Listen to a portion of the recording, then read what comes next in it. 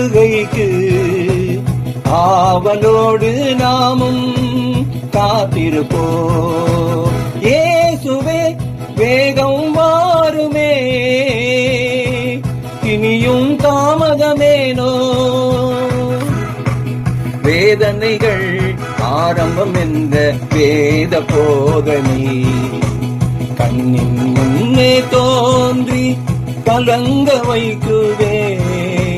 கர்த்தர் சொன்ன வார்த்தைகள் கடுகளவும் விசகலையே, ஒன்றன் பின் ஒன்றாக நிறைவேறுதே. காலம் கனிந்தது கர்த்தரின் வருகைக்கு ஆவலோடு நாமும் காத்திருப்போம்.